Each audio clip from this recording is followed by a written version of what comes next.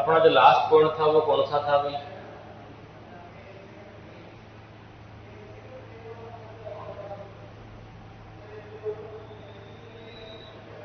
हम पढ़ रहे थे जैव उर्वरक। जैव उर्वरक हमने कितने प्रकार के पढ़े?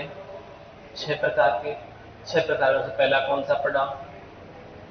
नाइट्रोजन स्थिरीकरण करने वाले। नाइट्रोजन स्थिरीकरण करने वाले कितने प्रकार के थे? 2 प्रकार के। कौन कौन से? सहजीवी और असहजीवी। इसमें हमने पहला एजिटोबैक्टर पढ़ा, एसिटोबैक्टर पढ़ा या एजोस्पाइरलम पढ़ा और राइजोबियम कल्चर पढ़ा। राइजोबियम के बाद हमने पढ़ा कि राइजोबियम की कौन कौन सी प्रजातियां जो है वो अलग अलग प्रकार में अलग अलग दलहनी फसलों में क्या करती है? नाइट्रोजन का स्थिरीकरण करती है। उसके बाद उसका प्रयोग कैसे करते हैं? जड़ उपचार कैसे करते हैं, मृदा उपचार कैसे करते हैं, कंद उपचार कैसे करते हैं, सीड ट्रीटमेंट कैसे करते हैं, उनकी बात की। और उसके बाद अगला जो नाम आता है वो कौन सा आता है? नीले हरे शैवाल। या तो हम सीधा सिंपल भाषा में काई कहते हैं जो पानी के ऊपर जमती है, या इसको कहते हैं बीजीए, ब्लू ग्रीन एल्गी। क्या कहते हैं? BGA, blue green algae. अगर मैं इसके लिए दूसरा शब्द लिखना चाहूं तो बीजीए को एक सीधी सिंपल सी भाषा में क्या कह सकते हैं? साइनोबैक्टीरिया। साइनोबैक्टीरिया जो नाम है वो किसका है? बीजीए, ब्लू ग्रीन एल्गी का। किसका नाम है? Blue green algae. आप सबको पता है कि काई कहां पाई जाती है? पानी की सतह पर पाई जाती है। उपयोगी है और लाभदायक है, तभी हम इसका नाम ले रहे हैं बीजीए का। अगर उपयोगी नहीं होती तो फिर हम इसको बीजीए नहीं कहते या उर्वरक में पढ़ते ही नहीं। इसका रंग कैसा होता है? नीला और हरा, इसीलिए कहते हैं ब्लू और ग्रीन। ये अपना भोजन कहां से बनाता है भाई? सूर्य के प्रकाश में। ऐसा कोई भी पादप या जंतु जिसमें हरा रंग होता है, पर्णरहित होता है, वो भोजन कहां से बनाता है? सूर्य के प्रकाश से। मतलब प्रकाश संश्लेषण करता है। प्रकाश संश्लेषण में किस चीज की आवश्यकता होती है? खनिज लवण की, जल की, प्रकाश की और पर्णरहित की। एक हरित लवण की होते हैं। स्वयं बनाकर वायुमंडल के नाइट्रोजन का स्थिरीकरण करता है। हम इसीलिए तो पढ़ रहे हैं कि वायुमंडल की जो नाइट्रोजन है उसको किसको दे रहा है? ये पौधों को दे रहा है। लेकिन यहां यह जान लेना चाहिए कि सभी शैवाल नाइट्रोजन स्थिरीकरण करने में सक्षम नहीं होते हैं। अब इतना तो पता है कि हमने पहले ही पढ़ा था कि सारे के सारे जीवाणु, सूक्ष्म जीव जो है वो तत्वों का स्थानांतरण या स्थिरीकरण नहीं करते हैं। कुछ हार्मोन का भी करते हैं, कुछ विटामिन का भी करते हैं। ऐसे ही सारे के सारे जो शैवाल है या ब्लू ग्रीन एल्गी जो है वो नाइट्रोजन का स्थिरीकरण नहीं करते। ऐसे नीले हरे शैवाल जिसमें एक विशेष संरचना, जिसको क्या कहते हो? हेट्रोसिस्ट। क्या कहते हैं? वही शैवाल जो है नाइट्रोजन का स्थिरीकरण करेगा जिसमें संरचना कौन सी पाई जाती है? हेट्रोसिस्ट पाई जाती है। बाकी नहीं कर पाएंगे। यह शैवाल कितने किलोग्राम नाइट्रोजन का स्थिरीकरण करते हैं प्रति वर्ष? तो 25 से 30 किलोग्राम नाइट्रोजन का स्थिरीकरण करते हैं 1 हेक्टेयर में। इनका उपयोग हम किस फसल में करते हैं? धान में। अगर आपको मैं 3 चीजें लिखवाऊं, पहला लिखा हूं राइजोबियम।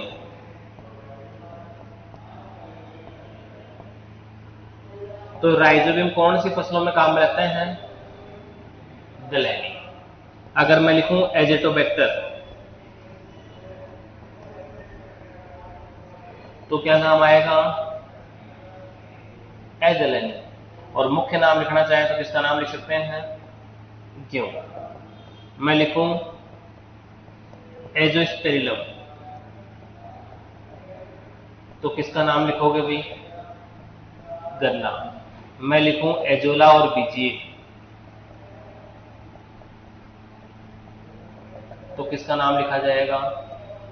धान।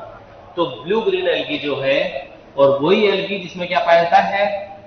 हेट्रोसिस्ट पाया जाता है, खुद प्रकाश संश्लेषण करता है, साइनोबैक्टीरिया को कहा जाता है, वही नाइट्रोजन का स्थिरीकरण करेगा। और कौन सी फसल में उपयोग करेंगे? धान। इसकी कुछ मुख्य प्रजातियां जैसे एनाबिना हो गई, नोस्टॉक हो गई, साइटोनिया हो गई, ओसिटिनोरिया हो गई। बीजीए की 4 मुख्य प्रजातियां हैं, एनाबिना, नोस्टॉक, साइटोनिया और ओसिलेटोरिया। कौन सी है? ओसिलेटोरिया। कौन सी है? ओसिलेटोरिया। इन सबको क्या कहोगे आप? क्या होता है ये? साइनोबैक्टीरिया कहते हैं। पानी के ऊपर पाई जाने वाली काई है जो खुद प्रकाश संश्लेषण करती है, खुद का भोजन बनाती है, प्रकाश संश्लेषण के बाद भोजन बनाकर अपना काम चलाता है, उसके बाद नाइट्रोजन का स्टिकिंग करता है 25 से 30 किलोग्राम प्रति हेक्टेयर और नाइट्रोजन पौधों को देता है। और कौन से पौधे के लिए सबसे अच्छा है? धान के पौधे के लिए। क्लियर? क्योंकि पानी में कौन सा रहेगा? धान तो रहेगा। राइजोबियम किसके लिए अच्छा है? दलहनी फसलों के लिए। एजेटोबैक्टर किसके लिए अच्छा है? गेहूं के लिए। एजोस्पर्म किसके लिए है? और एजोला और बीजे किसके लिए है? धान के लिए। उसके बाद नाम आता है नील हरे शैवाल का उत्पादन। अब हम ये कहेंगे प्रयोग, तो प्रयोग तो कब करेंगे? उपयोग तो जब अपने पास बीजे होगा। और इसका उत्पादन के लिए क्या करना पड़ेगा? पहले अपने को पानी भरना पड़ेगा। पानी भर के उसमें कुछ शैवाल छोड़ेंगे, फिर वो वृद्धि करेंगे, उसके लिए सल्फर डालोगे और ज्यादा वृद्धि करेंगे, उसके बाद उसको वहां से हटाओगे, कहां डालोगे? धान के खेतों में। अगर हम शुरू में डाल देते तो मात्रा कम रखनी होगी और लास्ट में तो मात्रा क्या रखनी पड़ेगी? अपने को अधिक रखनी पड़ेगी, क्योंकि शैवाल है धीरे धीरे फैलेगा और धीरे धीरे फैलेगा तो नाइट्रोजन का क्या करेगा? स्थिरीकरण करेगा। अगर बीजे के उत्पादन के लिए बात करें तो अपने को एक गड्ढा बनाना पड़ता है, उसमें क्या बिछाते हैं? पॉलीथीन। अगर गड्ढे की साइज की बात करें तो 6 इंटू 3 इंटू 9 इंच का एक आयताकार गड्ढा बना ले। 6 इंटू 3 इंटू 9 इंच का आकार के गैल्वेनाइज्ड लोहे की चद्दर की ट्रे बना ले। गड्ढा नहीं बनाए तो लोहे की चद्दर की ट्रे बना ले, प्लास्टिक की बना ले, कैसा ये गड्ढा बना जिसमें पानी भर सके। या 6 इंटू 3 9 का आकार के गड्ढे में पॉलीथीन बिछाकर 10 किलोग्राम भुरभुरी मिट्टी। पहले क्या करना है? गड्ढा बनाना है 6 इंटू 3 इंटू 9 इंच का और उसमें क्या करना है? फिर पॉलीथीन की शीट बनानी। अब हो जाए वो लकड़ी का बक्सा हो, प्लास्टिक का हो, लोहे का, कैसा भी हो। और उसमें नीचे की तरफ कितनी मिट्टी डालनी है? 10 किलोग्राम। 10 किलोग्राम मिट्टी के बाद क्या डालना है अपने को? 200 ग्राम सिंगल सुपर फास्फेट। उसके बाद इसमें कितना पानी भर दोगे? 6 इंच। कितना पानी भरेंगे? 6 इंच। याद रखना 6 इंटू 3 इंटू 9 इंच का तो गड्ढा बनाना है, 10 किलोग्राम मिट्टी डालनी है, 200 ग्राम सिंगल सुपर फॉस्फेट डालना है और पानी कितना भरना है? 6 इंच। और मिट्टी जब पैनल में बैठ जाए तो मर्दा आधारित जो है बीजे का 200 ग्राम लकड़ी के बुरादे के साथ मिलाकर 100 ग्राम प्रति गड्ढे के हिसाब से उपचार करते हैं। हम बीजे लाएंगे, उसको लकड़ी के बुरादे के साथ मिलाएंगे और उसमें क्या कर देंगे? छिड़क देंगे। 100 ग्राम छिड़के तो ठीक, 150 करे तो ठीक, 200 करे तो ठीक। कम डालोगे तो वृद्धि करने में समय लग जाएगा, ज्यादा कर दोगे वृद्धि जल्दी हो जाएगी। 100 ग्राम प्रति गड्ढे के साथ उपचारित करते हैं। प्रति गड्ढे में हर इकाई दिखाई दे तो 0.5 ml कहा था कि किसकी आवश्यकता पड़ती है? सल्फर की, क्योंकि ये जितने भी एजोला है, बीजी है, ये किससे ग्रोथ करते हैं? सल्फर से। तो 0.05% इसका उपयोग करते हैं copper sulphate, CuSO4 copper sulphate. इमोल का छिड़काव कर रहा है। 10 से 15 दिन के बाद गड्ढों के ऊपर काई की एक मोटी परत आ जाती है, इस तैरने लगती है। इस काई को तो एकत्रित कर लेते हैं और गड्ढों का पानी पूर्ण रूप से सूखने देते हैं और बीजीए की काई को सूखी पपड़ी के रूप में एकत्रित कर पॉलीथीन की थैलियों में भर लेते हैं। हमने क्या किया? ब्लू ग्रीन एल्गी बीजीए का उत्पादन करना है, तो बीजीए उत्पादन के लिए गड्ढा कितना होगा? 6 इंटू 3 इंटू 9 इंच का। कितनी मिट्टी डालोगे? 10 किलोग्राम। सिंगल सुपर फॉस्फेट कितना इंच पानी? 6 इंच पानी भर देंगे और 6 इंच पानी भरने के बाद उसमें 150 ग्राम क्या मिला देंगे? बीजीए ब्लू ग्रीन एल्गी लकड़ी के बुरादे के साथ। 10 से 15 दिन में वो अच्छी वृद्धि करेगा और एक मोटी परत आ जाएगी किसके ऊपर? पानी के ऊपर। अब धीरे धीरे पानी तो क्या हो जाएगा? सूख जाएगा और पानी के सूख जाने के साथ साथ वो बीजीए जो काई है वो भी क्या होगी?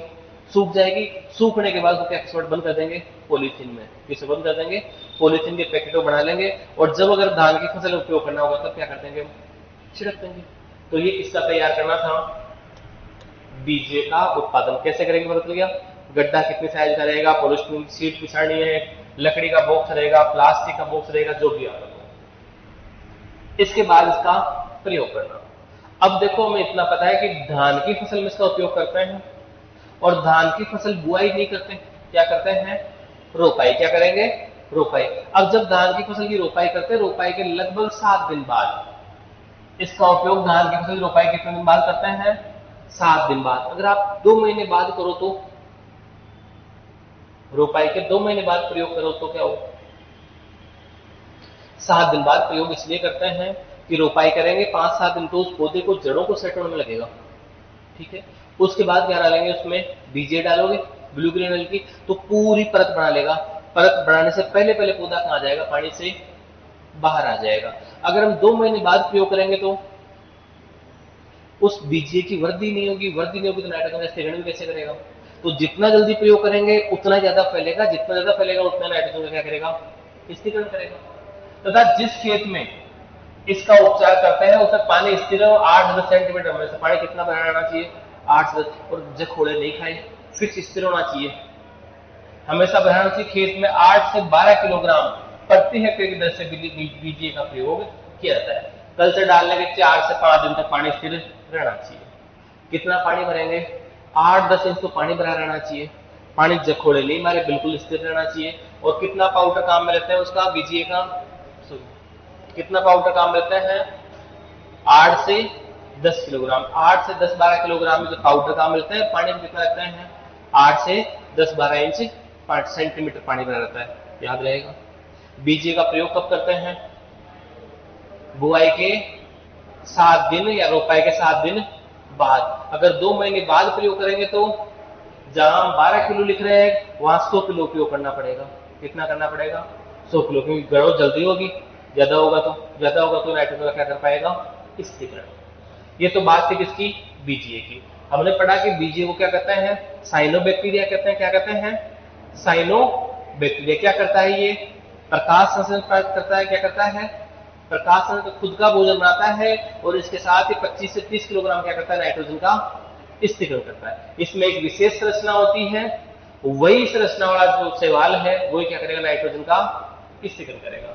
अगला नाम कौन सा आता है, एजोला का प्रयोग भी किससे करते हैं, धान में करते हैं। एजोला न तो जीवाणु है और नई साइनोबैक्टीरिया है। एजोला क्या है, एक जलीय फर्ण है। क्या है, जलीय फर्ण होता है। कहीं लिखा हुआ दिख रहा है, नहीं दिख रहा, दिखा, ये रहा, एक प्रकार का क्या है, फर्ण है, तैरने वाला होता है। फर्ण का मतलब पत्तियों वाला होता है। चलो, इसका उपयोग धान में तो करते ही करते हैं। ये पशु आहार में भी काम में लिया जाता है। और एजोला पानी में उगाता है और फिर पशु खाते हैं इसको आदत पड़ने के बाद।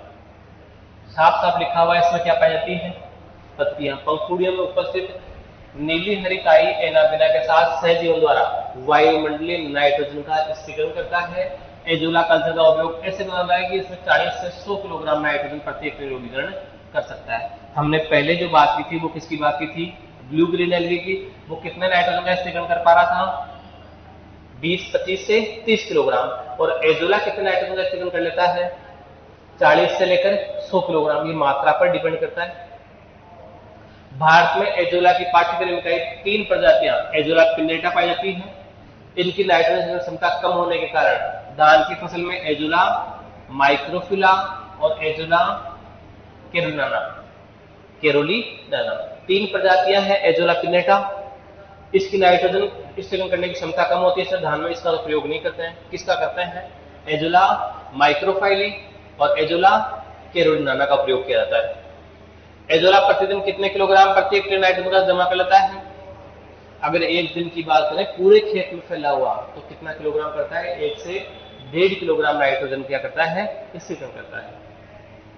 25 से 30 दिन के भीतर प्रति हेक्टेयर उसमें कितना 20 से 40 किलोग्राम नाइट्रोजन प्राप्त हो जाता है। लगभग कितने दिन की बात करें, 20-25 दिन अगर ये रहेगा पूरे खेत में तो लगभग 20 से 40 किलोग्राम नाइट्रोजन का क्या करेगा, स्थिरीकरण। किसकी बात कर रहे हैं, एजोला। बीजीए साइनोबैक्टीरिया था, प्रकाश संश्लेषण कर रहा था। एजोला जो है जलीय फर्ण होता है, प्रकाश संश्लेषण ये भी करता है। इसका संबंध जो है वो एनाबिना नोस्टो के साथ क्या रहता है, सहजीवी संबंध है। कौन सा संबंध है, सहजीवी। 40 से लेकर 100 किलोग्राम नाइट्रोजन का स्थिरीकरण कर सकता है। रोजाना की बात करें तो लगभग 1 से 1.5 किलोग्राम स्थिरीकरण करता है। और 20 से 25 दिन अगर ये खेत में रहता है तो 20 से 40 किलोग्राम नाइट्रोजन क्या करेगा, ये स्थिरीकरण करेगा। कौन सी फसल में उपयोग करते हैं, धान में। विशेष कितनी प्रजातियां हैं इसकी, 3। एजोला पिनेटा जो नाइट्रोजन का स्थिरीकरण कम करती है, इसे धान में उपयोग नहीं करते हैं। एजोला माइक्रोफाइली ये अच्छा नाइट्रोजन का स्थिरीकरण करता है, धान में उपयोग करते हैं। और एजोला केरोलिनाना ये भी नाइट्रोजन का स्थिरीकरण करता है। फिर बात करें एजोला का उत्पादन की विधि। एजोला का उत्पादन करना है तो अपने को काई से ज्यादा जगह की आवश्यकता पड़ेगी। किसकी जगह पड़ेगी? काई। उसमें तो अपने ने 6x3x9 इंच का गड्ढा बनाया था। कितना बनाया था? 6x3x9। लेकिन इसमें जो गड्ढा होगा वो लगभग 5 मीटर लंबा होगा। कितना होगा? और चौड़ाई कितनी होगी? 2 मीटर। अच्छी तरह तैयार खेत में 5 meter into 2 meter, 5 into 2 meter आकार की क्यारियां बनाकर उसमें 5 से 10 सेंटीमीटर पानी पड़ता है। क्यारियां कितनी बनानी है? 5 इंटू 2 मीटर की। कितना पानी बढ़ना है उसमें? 10 सेंटीमीटर। इसके बाद 0.5 से 1.5 टन प्रति हेक्टेयर के हिसाब से ताजा स्वस्थ एजोला की क्यारियों में डालते हैं। 1 हेक्टेयर में कितना डालेंगे? लगभग 1 टन। कितना डालेंगे? 1 टन। अगर हम 1 मीटर की बात करें तो 1 मीटर में कितना डालेगा? 50 से 100 ग्राम। कितना डालेगा? 50 से 100 ग्राम। स्वस्थ एजोला 15 से 20 दिन बाद एजोला की एक मोटी तय बन जाने से इसका एक भाग बांस की सहायता से निकाल लेते हैं। एजोला पत्तियों वाला होता है, पौधे टाइप का होता है। जब इसकी मोटी परत बन जाती है 20-25 दिन में, तो उस पूरे एजोला को हम क्या करते हैं? बाहर निकाल लेते हैं। शेष भाग फिर बढ़ देते हैं। 100 वर्ग मीटर क्षेत्र प्रति सप्ताह 10 किलोग्राम एजोला प्राप्त करते हैं। अगर हम 100 मीटर की बात करें तो 100 मीटर से कितना एजोला प्राप्त कर सकते हैं? कितना कर सकते हैं? 10। और ये 5 इंटू 2 वाले साइज में कितने? 5 इंटू 2 की साइज में कितना फिट होगा? 5 इंटू 2 में कितना हो जाएगा? 10 मीटर। कितना हो जाएगा? 10 मीटर। 10 मीटर में कितना निकल जाएगा? 5 किलोग्राम। तो 10 मीटर कितना निकलेगा? 1 किलोग्राम। 10 मीटर में कितना निकलेगा? 1 किलोग्राम प्रति सप्ताह। एक सप्ताह में 1 किलोग्राम निकलेगा। अगर 100 मीटर होता तो कितना निकल जाता? 10 किलोग्राम। एजोला की अच्छी बढ़वाई तो प्रति सप्ताह 5 से 10 किलोग्राम। मैंने बताया था कि ये सब वृद्धि करते हैं वो किससे करते हैं? सल्फर से करता है। तो सिंगल सुपर फॉस्फेट का उपयोग करेंगे। इसका प्रयोग कैसे करेंगे? वही एजोला की फसल है। धान की फसल जब बुआई कर देंगे, रोपाई कर देंगे, रोपाई के कितने दिन बाद? वही 7 दिन बाद। जितना जल्दी करोगे उतनी मात्रा कम, जितना लेट करोगे उतनी मात्रा अधिक डालनी पड़ेगी। एजोला का उपयोग धान खेतों में रोपाई के पहले हरी खाद के रूप में या रोपाई के बाद धान के साथ में संवर्धन किया जा सकता है। अगर पहले करना है तो पूरे खेत में क्या करें? पानी भरें। पानी भरने के बाद क्या डाल दें? एजोला डाल दें। उसको सूखने दें और मिट्टी में मिला दें, तब तो ये नाइट्रोजन। अगर रोपाई के बाद करना है तो हम किसके रूप में कर सकते हैं?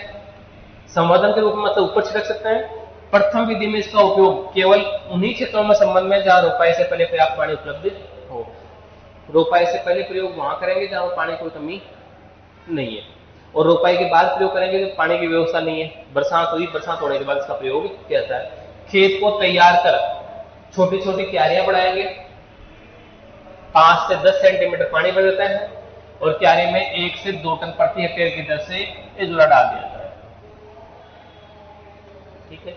10 किलोग्राम सिंगल सुपर फॉस्फेट की दर से 3 बराबर भागों में खेत में 15 दिन के बाद एजोला की मोटी तरह बढ़ जाती पानी। नॉर्मल प्रोसेस है। अब ये तो डोज दे रखी है अलग अलग के लिए, हर क्षेत्र का अपना अपना होता है। इसमें क्या करना है? एजोला एक फर्न होता है जो अपने आप वृद्धि करता है। अगर 5 किलो लाएंगे तो ठीक, 10 किलो लाएंगे तो भी ठीक। जहां पानी भराता है छोटी क्यारियों में, साइज 5 इंटू 2 मीटर रखिए, रिकमेंडेशन है ये। हम अपने हिसाब से कितनी भी ले सकते हैं। उसमें एजोला डालोगे, एजोला 15-20 दिन बाद अच्छी खासी वृद्धि करेगा। कितने साल? 15-20 दिन बाद। हमने सामान्य कर रखा है कि 7 दिन में। कितने दिन में? 7 दिन में। अगर 10 मीटर का है, कितने मीटर का है? 10 मीटर का, तो 1 किलोग्राम क्या बनाएगा? एजोला देगा। कितना देगा? 1 किलोग्राम। अगर अपने को पूरे खेत में एक साथ डालना है तो क्विंटलों में डालना पड़ेगा। तो लगभग एक खेत में कितना डाल देता है? 10 क्विंटल। कितना डाल देता है? 10 क्विंटल। रोपाई से पहले प्रयोग करेंगे तो मृदा पर छिड़क कर जुताई कर देनी चाहिए, और रोपाई के बाद करेंगे तो पानी वाले क्षेत्र में आराम से छोड़ दें, नाइट्रोजन का स्थिरीकरण कर सकता है।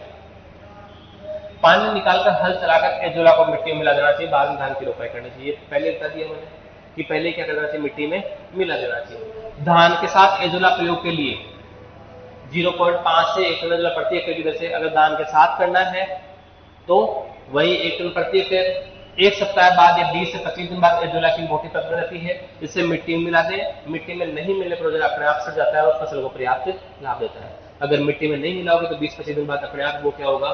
सड़ेगा और पौधों को अपने आप नाइट्रोजन मिल जाएगा। आज हम किसकी बात कर रहे थे? एजोला और बीजीए। एजोला क्या है? साइनोबैक्टीरिया है, और बीजीए क्या है? सॉरी, एजोला फर्न है और बीजीए क्या है, साइनोबैक्टीरिया। दोनों प्रकाश संश्लेषण करते हैं, दोनों अपना भोजन खुद बनाते हैं, और किस फसल में उपयोग किया जाता है, धान की फसल। 6x3x9 या इस आकार का गड्ढा किसमें बनाते हैं, साइनोबैक्टीरिया में। 5x2 मीटर आकार का गड्ढा किसमें बनाते हैं, एजोला के लिए। दोनों में पानी बहता है लगभग 8-10 सेंटीमीटर, 6 इंच का पानी बहता है। दोनों को ऊपर छोड़ा जाता है, दोनों की अच्छी वृद्धि होती है, एक पतली परत बढ़ती है। या तो हम इसको मर्दाना में मिला दें, या फिर रोपाई के बाद धान में खेतों में पानी के ऊपर छोड़ दें, अपने आप वृद्धि करेगा। जब मोटी परत बन जाए, या तो हम मर्दाना में मिला दें उसको, या अपने आप ये सड़ जाएगा, और सड़ने के बाद पौधों को प्राप्त हो जाएगा। 1 हेक्टेयर में एक सीजन की बात करें तो बीजीए से कितना नाइट्रोजन प्राप्त होता है, 20 से 25 या 25 से 30 किलोग्राम। और अगर यही बात एजोला से करें तो 40 से लेकर 100 किलोग्राम क्या करता है, नाइट्रोजन का स्थिरीकरण करता है। ये बात किसकी थी, जैव उर्वरक। जैव उर्वरक कौन सा, नाइट्रोजन स्थिरीकरण करने वाले। कौन सा नाइट्रोजन स्थिरीकरण करने वाले, एजोला और बीजीए के साथ सहजीवी संबंध। एक तो एजोला है और बीजीए, दोनों कौन सी फसलों में उपयोग करते हैं, धान की फसल में। और क्या काम करते हैं, नाइट्रोजन का स्थिरीकरण, खुद प्रकाश संश्लेषण करते हैं, खुद का भोजन खुद बनाते हैं।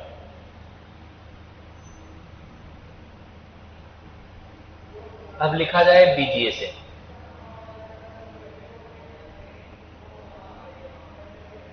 लिख लो।